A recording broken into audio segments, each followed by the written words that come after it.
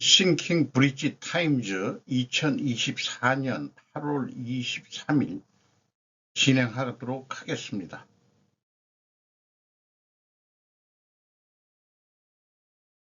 편집 내용의 제목들이 되겠습니다.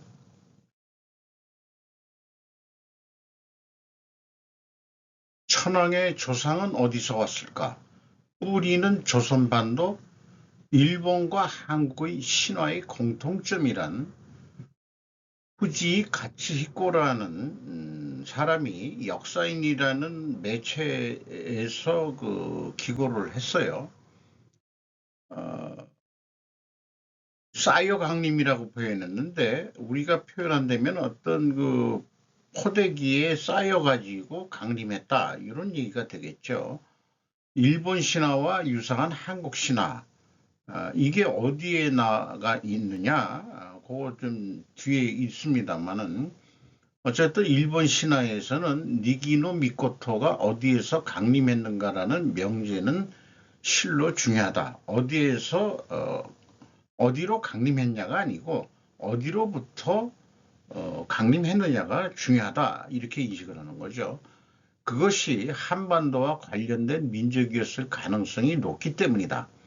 상기시켜 주었으면 하는 것이 한반도 남부의 어떤 나라인데 금강가에 전해지는 건국신화를 보면은 건국주는 말할 것도 없이 수로왕이고 무대는 지금이 김해시의 우뚝 솟은 구지봉이라는 이름의 작은 산이다. 여기에 하늘로부터 작은 상자 안에 황금알이 6개, 그중 1개가 부하에 성장한 것이 가야국의 조시 수로였다고 한다. 6개라는 얘기는 육부족을 상징했는지는 모르겠어요. 그 중에 하나가 김해 김씨 가야 거기에 김수로 왕이 하늘로부터 그렇게 내려왔다 이렇게 되어 있는 거죠. 일본에는 이 난생신화가 전해지지 않았지만 천으로 쌓인 작은 상자, 즉 건국의 조상이 강림했다는 주변은 니기노 미코토의 강림 이야기가 매우 흡사한 거죠. 천선적이 한반도에서 왔다는 것이 사실이라면 두 사람의 건국 신화가 비슷한 것도 납득할 만한 거 아니냐. 그렇다면 일본인은 어디서 왔을까 해서 이제 또 내용 설명이 좀 있고 남방계도 있을 거고 북방계도 있을 거다 뭐 이런 얘기들이 있죠. 이불 같은 곳에 쌓여 강림한 천황의 조신 본고는 일본의 건국 신화에 대한 기사이다. 이게 이제 순서를 제가 뒤로 바꿔서 얘기를 했습니다. 어디에 강림했는가가 아니라 어디에서 강림했는가가 주목해 보자 이런 얘기였습니다. 자기는 천황가가 한반도에서 넘어왔다. 그렇게 이제 인식을 하는 거죠. 그리고 제가 배운 고대사로 보면은 중국인이 쓴 역사책도 그렇고 흉노 이야기 이가 있습니다만은 가야 김해 김씨는 흉노의 후예라고 알려져 있습니다. 그 비문에도 흉노가 있습니다. 이런 거를 맨 첫머리로 좀 잡아봤습니다. 컨테이너 세계 경제를 바꾼 한 트럭 기사의 상상력. 저도 제가 회사 근무할 때 컨테이너 만드는 회사한테 물건을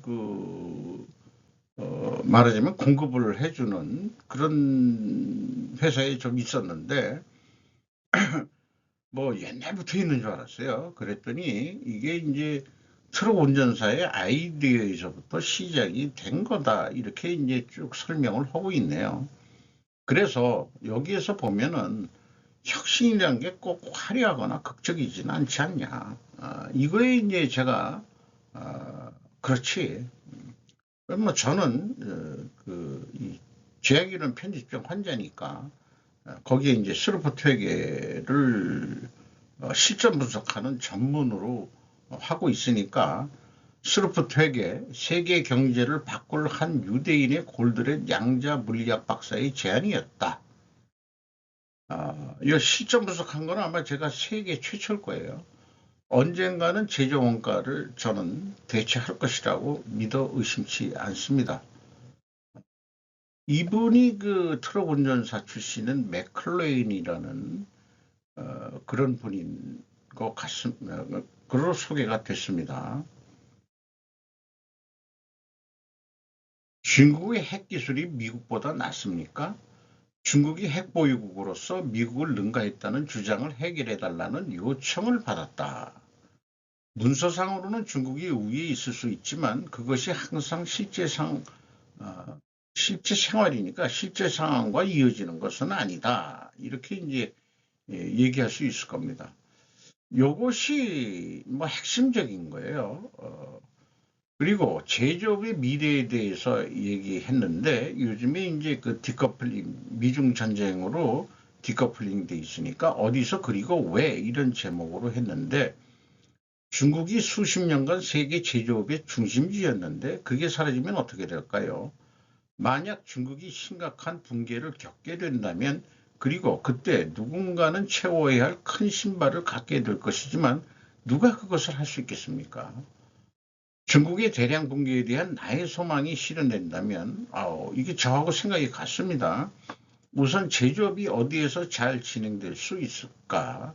세 가지 요건이 있지 않겠냐. 첫 번째, 인프라 개발을 정당화하기 위해 자체적으로 있거나 상당한 소비자 기반에 근접한 장소 쪽이 중국을 대체할 수 있는 데 아니겠느냐.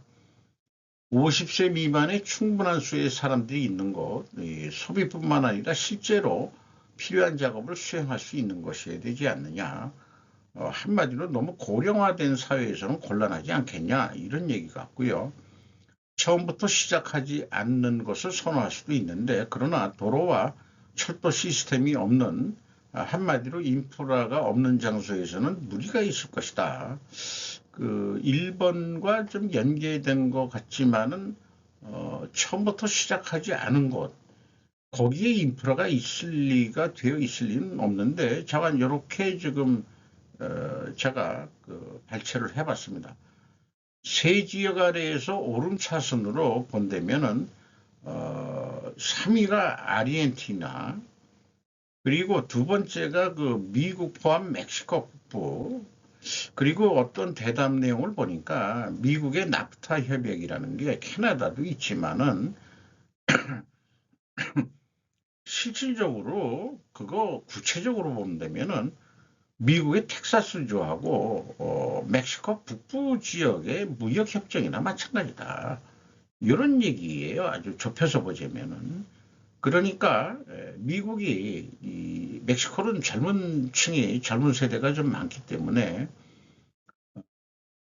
그 텍사스에서 멕시코에다가 제조를 좀 맡기. 그리고 최근에 이제 텍사스로 미국의 많은 그 큰 회사들이 옮기고 있다고 그러죠. 그런데 이제 1순위로 본다면 동남아시아에 있는 베트남과 인도네시아, 그리고 말레이시아는 그 완제품이 아니고 중간형 생산 단계, 그 정도 역할을 할 수 있지 않겠냐. 그러니까 동북아시아 삼국, 한일중은 언급이 없어요. 그리고 언급은 하긴 했는데 이제 그 생산 연령대가 없는 고령화된 사회에서는 일본이 먼저 갔습니다만은 해외 투자로 가고 있고 한국도 해외 투자로 가고 있고 중국은 뭐 외국 투자도 있지만은 이 자관 그 화교 밀어내기 동남아에도 이미 그 중국 자본이 그 옛날부터 화교들이 들어와 있고 뭐 이런 것도 있지만은 그것도 감안하더라도 그 베트남의 그 젊은 층과 인도네시아의 젊은 층 이런 데가 있지 않겠냐 이런 생각을 풀어 매기고 있는 것 같습니다. 그러나 제 생각은 피터 자이안도 결국 원가 세계의 한계를 벗어나지 못하는 견해인 거죠. 자, 그 동남아나 그 남미 쪽에 의류 제조를 많이 하는데 옷 재료 가격은 얼마 안 돼요. 그리고 뭐 중간 기술 하는 데가 보통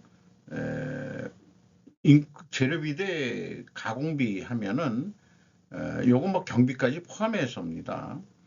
50대 50 정도. 이게 전형적인 조립 산업이 50대 50 정도라고 그러고, 의류 같은 경우에는 재료값은 얼마 안 되는데 이제 뭐 여러 가지 유통 경비 뭐 이런 거로 해서 이렇게 되고 있고, 그리고 미국의 첨단 기술 이런 것들은 재료비가 많이 들어갈 거예요. 그렇게 해서 아마 이렇게 구성되니까 적합한 장소를 찾아가지고 갈 것이다. 이런 생각인데 이 생각을 바꾸자 이거예요. 아까 그 컨테이너 혁신이라는 게 뭐 그런 게 아니고 뭐 대응해서 좀 표현해 봤습니다만은 이 재료비만 생각을 하자. 그게 남는 돈이다. 여기에서 운영 경비는 비례적인 금액이 되기 때문에 퍼센트가 높다고 작다고 해서 이게 작은 금액은 아니에요. 어쨌든 이익이 많이 나는 쪽으로 가야 된다. 이런 사고방식이 있어야 될 것 같습니다. 인건비 싸다고 제조 장소 옮기는 것은 한계에 다다를 것. 왜냐하면 로봇 자동화가 더 진화될 것이기 때문이다. 아무래도 한국은 북진과 함께 통일로 그리고 미국으로도 공장을 옮기고 있다. 한국이 저성장 구조에서 이제 벗어나려고 그러면은 좀 백년 대계를 바라보는 정치인이 좀 나와가지고 좀 한국의 미래를 걱정하는 그런 결단력 있는 정치인들이 좀 나와야 되지 않겠냐. 이런 생각을 해보게 됩니다. NIT 바이든 북중러 합동 핵 위협 대비 비밀 핵 전략 승인. 워싱턴 이민석 특파원이 조선일보에서 보도를 했는데 중국의 핵 위협 초점 맞춘 비밀 핵 전략 승인. 향후 10년 중국 핵 비축량 미러 수준 필적 전망. 북한 핵무기 60기 이상 보유 추정. 그런데 이런 뉴스가 또 있어요. 미 민주당 북비핵화 빠진 정강의 현실적 선택. 단기 우선순위는 동맹 보호다고 해가지고 북한이 핵을 가지고 있는 게 인정되는 거 아니냐. 뭐 이런 것 같은 느낌이 들어갑니다. 해리스 캠프 칼 전 국방차관 북한 비핵화 목표 변함없지만 현실적 우선순위는 억제 강하다. 이런 식으로 이제 돌려 말하고 있습니다. 바이든 쭉 핵 대비 전략 조정했다. 이런 표현도 있는 거고요. 이게 보고서는 보고 승인난 것은 지난 3월 달인데 보고서가 오픈된 것은 한 5개월이 지나서 오픈을 좀 시키는 것 같습니다. 이건 뭐 이 핵탄두 보유에 대한 예측인 거고요. 자, 이런 뉴스들을 보면은 우리의 뭐 보수들은 이렇게 얘기하겠죠. 대한민국 핵보유 방향의 한미동맹이 진짜 동맹 아니냐. 북한 거 인정을 하는 마당에 야 우리가 좀 갖겠다는데 말이 많어. 응? 어저께 우연히 사실 이 폭력 영화는 안 좋긴 한 겁니다만 액션씬 이런 거. 폭군이라는 드라마를 우연히 유튜버가 소개하는 걸 봤는데 이 비밀 병기예요. 비밀 병기인데 인간 비밀 병기인데 한국인 출신이지만은 미국의 입장을 대변하는 공작원이 야 그거 니들 그 비밀 프로젝트 그거 내놔 이렇게 되니까 거기 그 국정원 그 무슨 실장이 하는 얘기가, 야, 니들은 항상 되고 왜 우리는 안 되냐, 이 새끼들아. 응? 이렇게 얘기를 하는데 결국 나중에 살해를 당합니다만은, 어쨌든 미국 놈도 살해를 당하고요.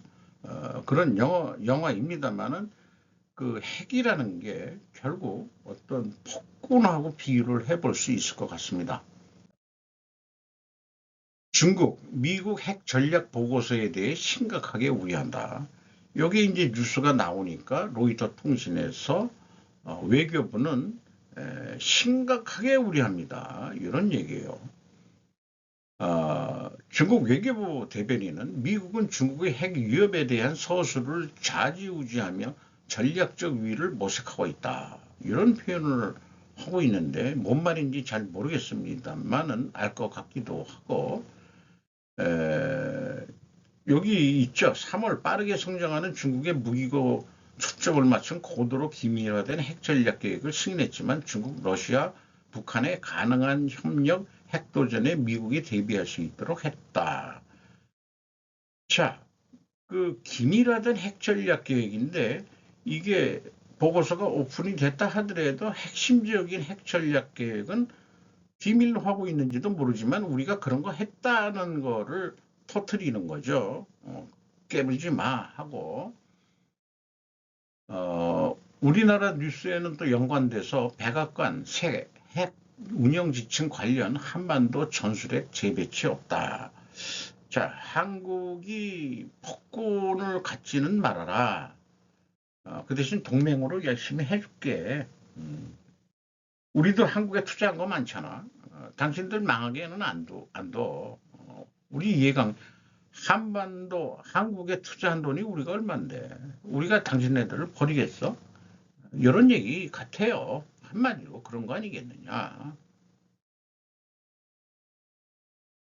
인생의 가장 큰 미스터리, 미국인이 이해.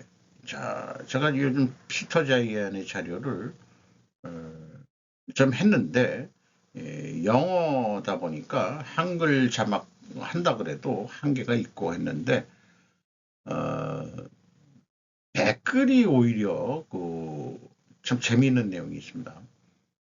F-15나 미그 25의 예도 마음에 들어요. 미그 25를 보고 정신을 잃어서 F-15를 만들었지만 104대 0으로 여전히 챔피언에 올랐어요. 공중전 할 때 한 대도 안 떨어졌다 이거죠. 미그 25기가 떨어졌다.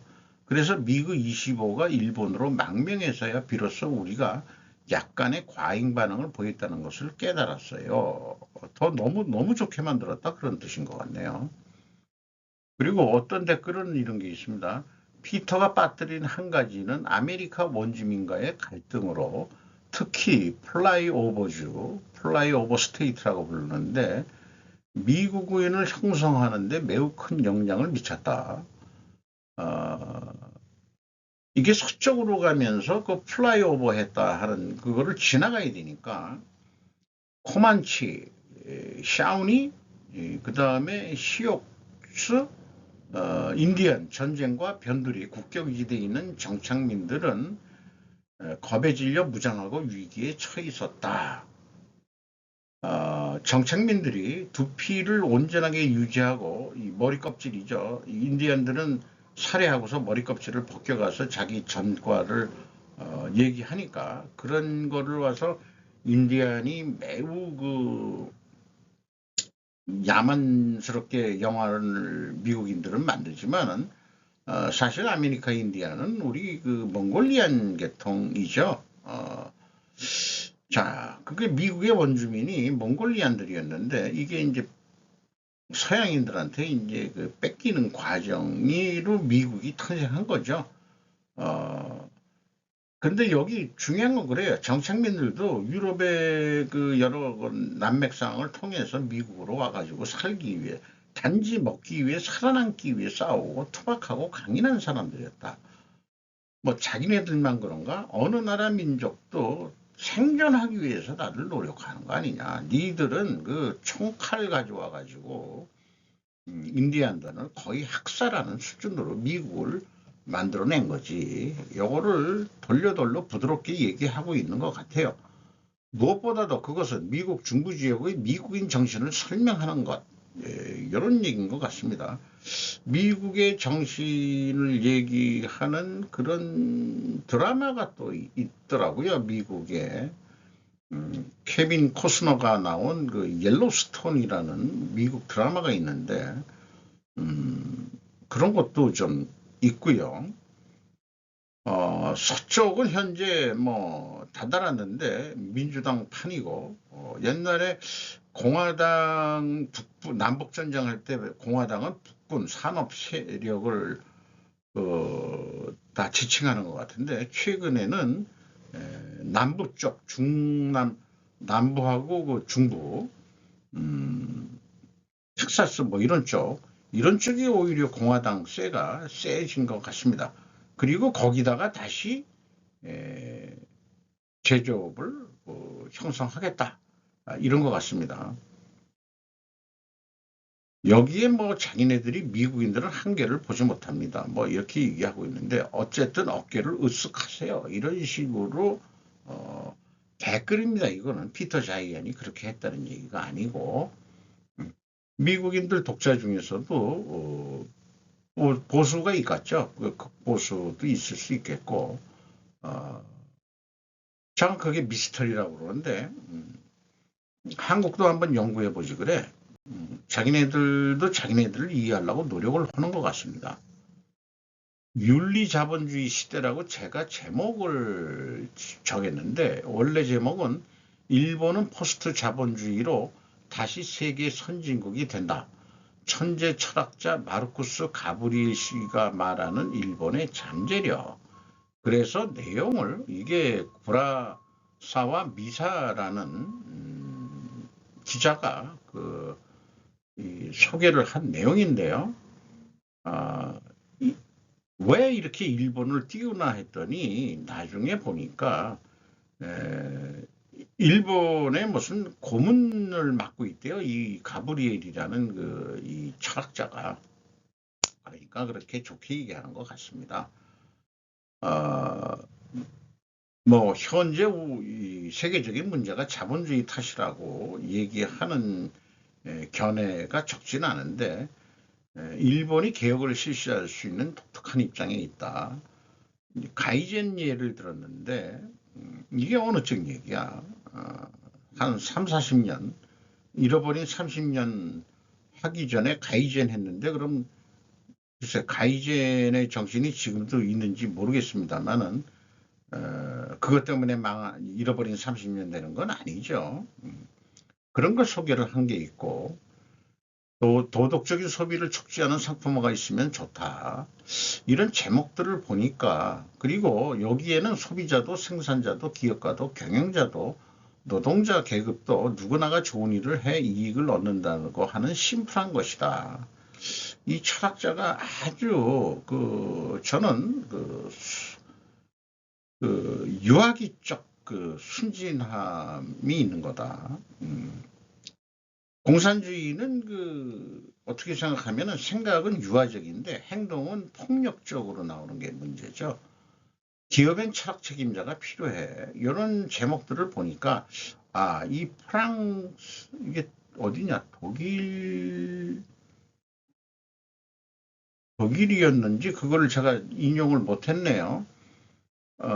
가브리엘, 프랑스일 겁니다. 약간 이 프랑스 좌파적인 철학을 가지고 있는 사람인 것 같습니다. 빈곤을 낳는 기업을 처벌한다. 이런 거. 그러니까 이제 착취, 이런 기업은 처벌하는 그런 거를 만들어야 된다. 근데 제 생각엔 그렇습니다. 어떤 자본주의를 붙이든 다른 거 얘기하지 마. 자, 중국이 그러면 공산주의입니까? 아니잖아요. 국가자본주의라고 부르는 경제학자도 있습니다. 그러니까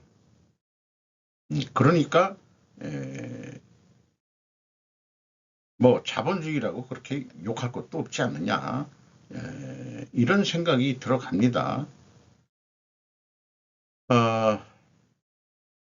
저는 이념적인 거 붙이지 말고 자본이라는 것은 옛날 그 상업 무역하고 그 동서 그 무역 통로 무역 그 시크로드나 뭐 이런 거 있을 때도 다 자본은 있었다. 무슨 얘기냐. 그런 얘기. 제조업으로서의 자본주의를 얘기하는 것은 뭐 현대적인 자본주의일 겁니다. 엔저로 외화에 매맞는 일본 기업, 세븐인수 제안과 일본의 향후, 이즈미 악기 있고 재미 작가가 뉴스위크지 일본판을 통해서 했는데 우리나라는 그냥 세븐일레븐으로 돼 있죠. 그런데 이제 일본은 세븐앤아이 홀딩스라고 그 이름을 바꾼 것 같습니다. 원래는 그 발색은 미국에서부터 했대는데 이게 일본이 인수하면서 세븐일레븐은 세븐아이 홀딩스는 일본의 어떤 그 편의점의 상징으로 되어 있죠. 그런데 이제 앵화 약세로 캐나다에 있는 편의점 대기업 알리만타신 쿠슈탈로부터 매수 제안을 받았다. 그런데 세븐아이가 지금 무슨 취약성이 있냐 그런 것도 아니다. 결국은 이게 만약에 넘어간다 그러면은 현재 세븐 아이 홀딩스는 박리담에 이론적으로 일본의 그 잃어버린 30년을 견디면서 해왔는데 이게 캐나다 그 자본이 인수한다면은 고이익 모델의 실현을 위해 보다 대담한 정리하거나 비즈니스의 변경을 해올 것. 이런 우려를 하기 때문에 지켜야 된다. 이런 쪽에 견해인 것 같습니다. 정한 앵화 약세로 기업 사냥의 대상이 되고 있다. 일본 유수 기업들이 싸니까 쌀 때 사놓자. 기업 인수도 기업을 산다. 한국 관광객들은 일본 제주도 가느니 일본 가서 맛있는 거 사 먹고 들어온다. 기업하는 사람들은 싼 가격에 아주 돈 벌 것 같은 데를 싸게 산다. 같은 사고방식인 거로 이해가 됩니다. 한국 2분기 GDP 역성장, 한은 경제성장률 유지에 무게 둘까? 이수정 기자가 뉴스웨이에서 보도를 했는데 2분기 GDP 마이너스 0.2%가 됐답니다. 한국은행 경제성장률 조정 고심, 수출 호조가 일부 부진 상세, 성장률 유지할 듯 한은 2분기 역성장 예견했었대네. 맞아? 하반기 다시 개선될 것, 항상 미래는 좋아질 것, 항상 미래는 우상향으로 얘기를 하죠. 안 되니까 문제지. 수정계획안은 오늘 22일 발표된다 그러면은 이게 어저께인데 뉴스를 한번 찾아봐야 되겠네요.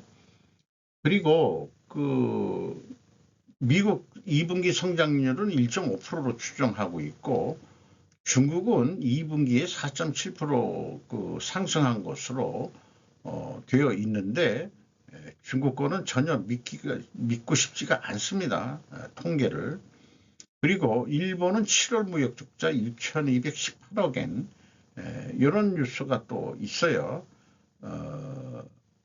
저간 2점 몇 프로로 조정한다 그러면은 이 선진국형이면은 1, 2%만 하더라도 규모가 커지면은 그 경제의 파이가 커지기 때문에 퍼센티지만 가지고 얘기할 단계는 아니라고 생각을 합니다.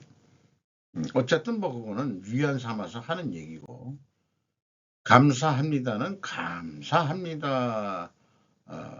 근데 이게 그 스르프 분석할 때 한번 소개를 했는데 제 얘기는 다시 한번 강조한 것은 뭐 배임 행령 이런 것보다도 현실적인 문제는 원가 회계에 의한 영업이익 조작이 기업 차원에서 이루어지는 빈도가 상당하다는 이 현실을 문제인데 그게 근본 원인이 사람들이 나빠서가 그런 게 아니고 원가 회계가 그렇게 유혹을 해요.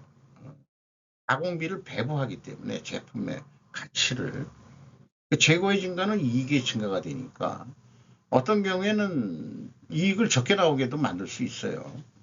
그런 등등.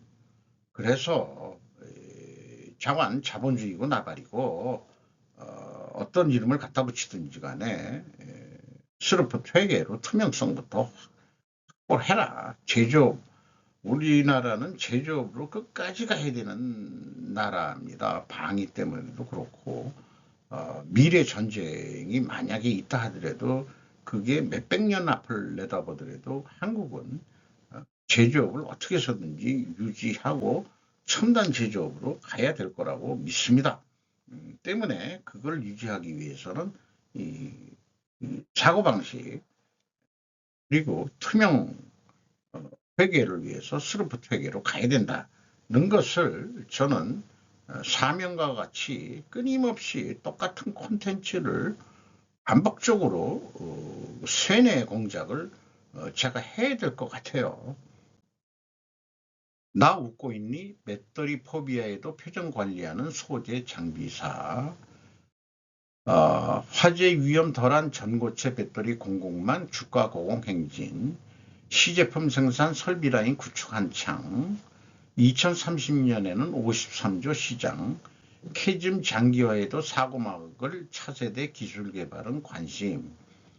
여기에 소개한 데가 그 전고체 배터리 그 원료 만드는 데인데 항농화성, 그 다음에 한국화학연구원 이런 데도 소개를 하고 있고 현재로서는 그 이수 스페셜 티 케미컬, 한농화성, CIS 이런 데를 세 군데 삼총사를 소개를 했습니다. 미 국무부 한국의 4.7조 원 규모 아파치 공격 헬기 판매 승인. 자, 요런 거 들어왔을 때 노하우 안 줄지 모르지만 계약을 잘해서 우리나라도 헬기를 지금 만들 능력은 있는데 이건 공격형 헬기이기 때문에 우리가 좀 방어만이 아니고 공격을 위한 그 아파치 헬기를 들여온다는데 의미가 있는 것 같아요. 문 정권 때는 그 전투기 F-35 큰 맘 먹고 들어왔죠.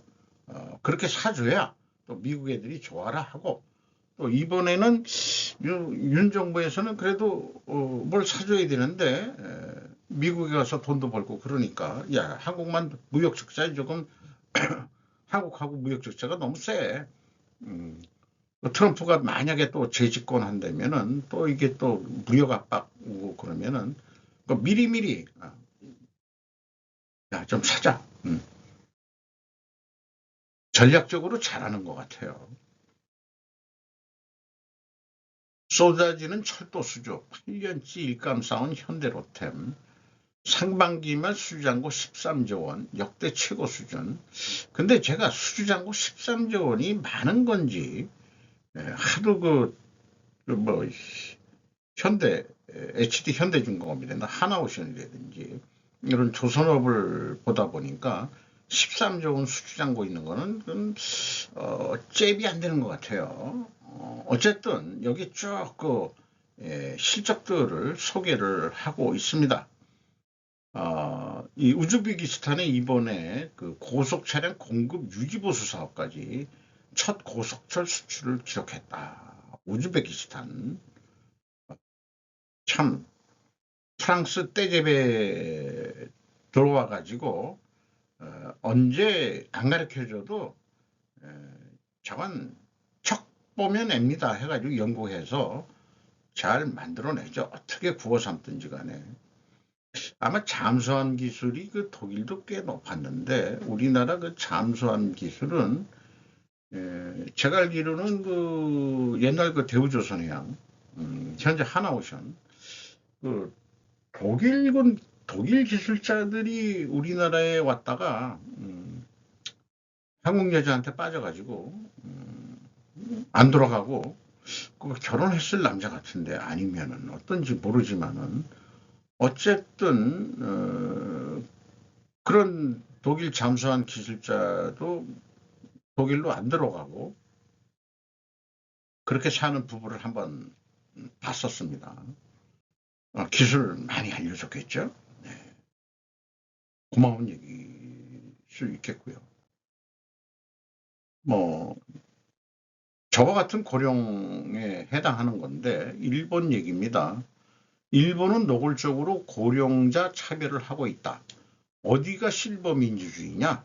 정신과 의사 와다 히데키가 일본 사회는 고령자에게 차갑다고 단언하는 이유 문예 춘추에서 보도를 했는데 늙은이가 승리라는 책을 써냈답니다. 거기에서 이제 발췌한 얘기인데 외국에서 보면 일본은 노골적으로 고령자 차별을 하고 있다.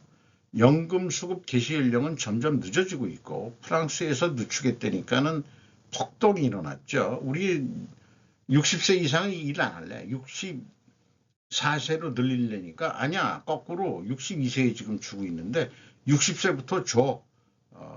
나는 은퇴해서 즐길 거야. 이게 다소 프랑스적인. 그리고 이런 막말을 하는 사람도 있죠. 젊은 고령자 집단 자결, 집단 할복 같은 것밖에 없다. 이러한 발언이 자살 등을 떠밀 가능성도 뭐 이런 거 얘기를 하고 있고 그러나 냉정하게 본다면은 노인네들이 생산성이 없다고 해도 집단 자결하라고는 쓰지 않아야 되지 않느냐.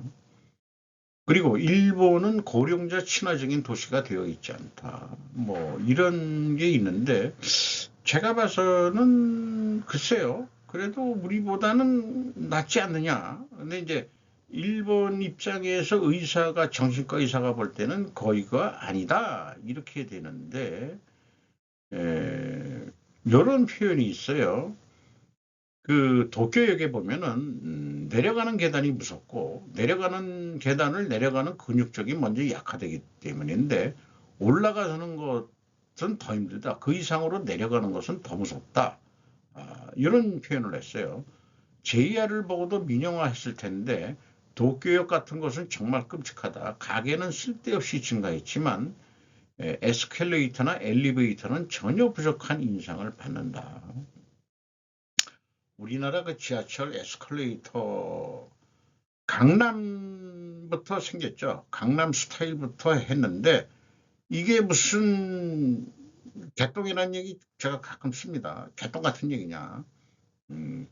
강남에 사는 사람들은 귀족이고 딴 데 사는 사람들은 천민이냐 이 서울시 보고 자관 에스컬레이터 아주 많이 만들었습니다.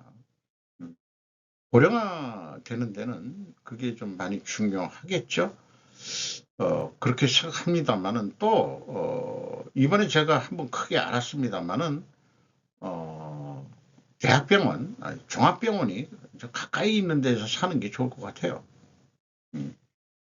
그런 생각도 들어가고요. 그렇습니다. 알아서는 안 되는 세계의 잔혹한 상식.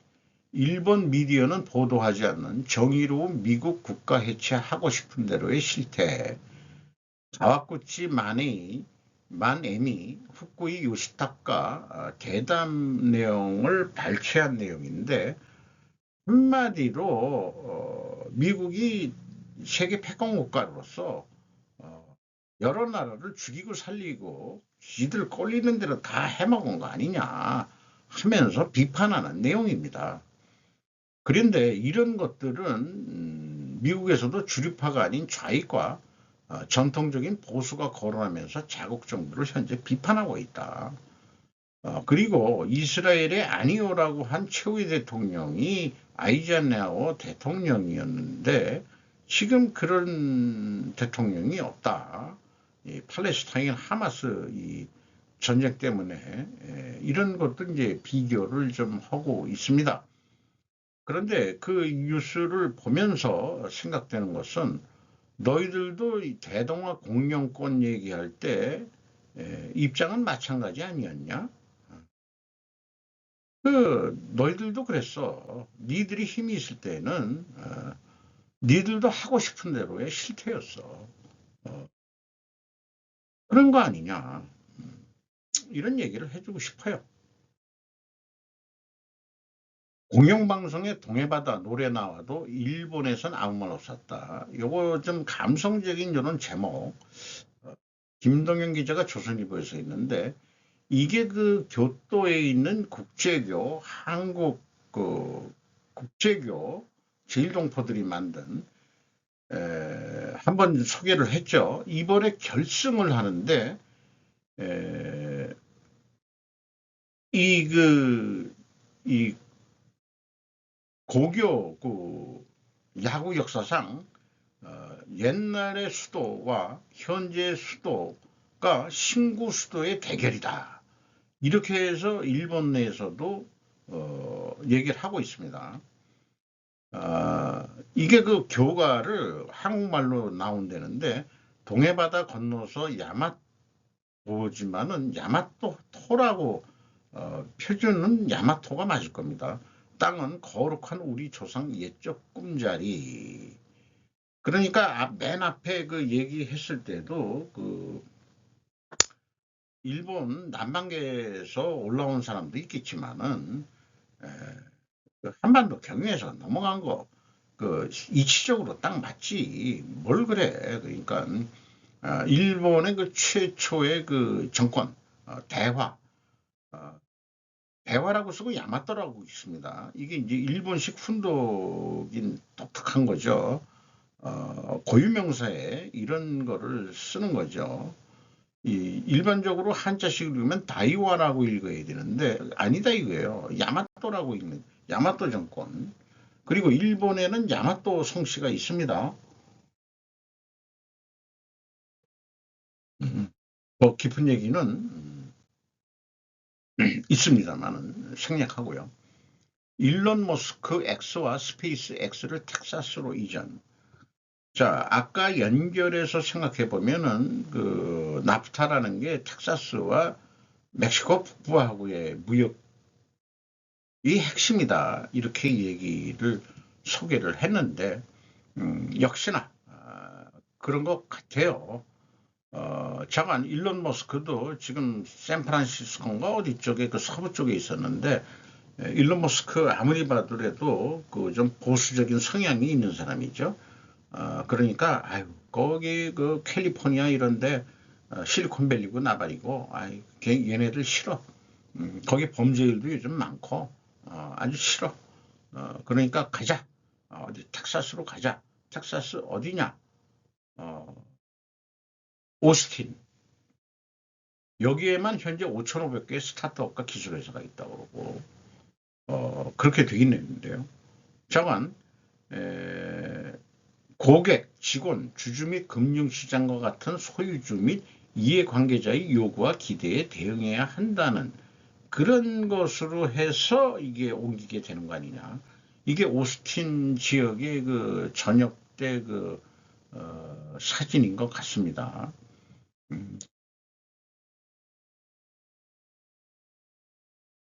요게 이제 스페이스 X. 요게 참 생긴 거는 이런 거 보면은 옛날 그 쌍팔년도 무슨 007 영화에 나오는 우주선 같이 만들었는데 이게 올라갔다가 다시 내려온다며요. 그 재활용. 저건 대단한 사람이라고 생각합니다. 현업 종사자에게 미치는 영향. 머스크는 2022년 X를 인수했을 때 극도로 하드코어한 직업 윤리를 주장해서 팬데믹이고 나발이고 사무실로 나와. 그리고 필요하면 침낭 갖다가 거기서 자야지. 자기부터 사무실에서 잔다고. 이런 좀 보수적인 성격을 가지고 있는 머스크인 것 같습니다. 대부분의 사람들이 노후를 대실패하는 데는 분명한 원인이 있다. 사실 오해받고 있는 돈보다 더 소중한 것. 목적을 놓쳐서는 안 된다. 이 현대 비즈니스에서 보도한 내용인데 일본의 5대 무역 상사 중에 이토츠 상사라고 아마 그 2위 정도 수준이 되는 이토츠 상사라고 저도 많이 얘기를 들어봤고 경영 공부를 할 때도 이토츠 상사 얘기를 많이 들었습니다. 우이치로 그 회장인데 늙은 지금이니까라는 책을 써낸 모양이에요. 지금 85세라는데 근데 읽다가 보니까 제 수준으로는 좀 수용하기 어려운 자기 신념은 세계의 자유와 평화입니다. 아까 일본 지식인 두 사람이 대담하는 거를 봐가지고 미국이 지들 꼴리는 대로 그 여러 나라들을 죽였다 살렸다 한다고 그러는데 대동아 공영권을 주장했던 일본이 세계의 자유와 평화 이것도 대동아 공영권하고 변형된 거 아닌가라는 의심도 해볼 수도 있는 건지 그건 아니겠죠. 그런데 이런 자기의 신념이 다음 세대로 이어가고 세대 유전이 돼가지고 그렇게 해야 되는 거 아니냐. 보통 60세 정도 맞으면 확고하게 자기 신념이 생길 것이니까 그 신념에 근거해 사물을 판단하고 행동해서 다음 세대에 전해져야 되지 않느냐. 자식이나 손자에게 재산을 남기는 것도 중요할지 모르지만 돈이나 물건에 대신할 수 없는 신념이라는 재산을 남기는 것은 그 이상으로 중요한 일이라고 생각합니다. 이토츠 상사회장 수준의 신념은 개인적으로 수용할 수 있는 여력은 저는 없습니다. 솔직히. 또한 그렇게 수긍하지도 않습니다. 세계의 자유와 평화라는 게 이 세계는 동물의 세계와 같아가지고 끊임없이 자기縄張り싸움을 하는 거고 생존을 위해서 싸우는 거기 때문에 자연과학을 좀 이 사람이 좀 배웠다면 이런 얘기 할 수 있을까? 개인적으로 저는 생존, 그것은 국가의 생존으로 확대된다는 것이 제 신념입니다. 자식들한테 뭘 넘겨줄 거냐? 하늘이 불러줘서 갈 때까지 섭생을 하면서 생존을 해라. 어떻게 해서든지. 그거 외에 일반 보통 사람들, 인간, 이건 뭐하는 생존, 그러니까 영원히 산다는 게 아니죠. 갈 때까지 그냥 생존하는 거다. 그게 목적이지. 뭔 목적이 세계 평화하고 자유 평화 뭐 이런 얘기 안 한 게 어디 있어요. 현실은 아니잖아요. 현실 얘기를 좀 해야지. 무역 상사를 했던 이 사람이 또 그 민간인으로서는 중국 대사를 처음 했다는데 중국 갔다 온 다음에 완전 친중적인 발언을 하는 사람이고 때문에 자관 뉴스가 나와서 소개했습니다만은 수용하기가 좀 쉽지가 않네요. 제 수준으로는 생존만 해라. 그게 합리적인 의사결정은 나중에 생존 가능 여부에 따라서 합리적 의사결정이었다는 것이 결정된다고 이 싱킹 브리지 타임즈는 주장을 하는 겁니다. 마치도록 하겠습니다.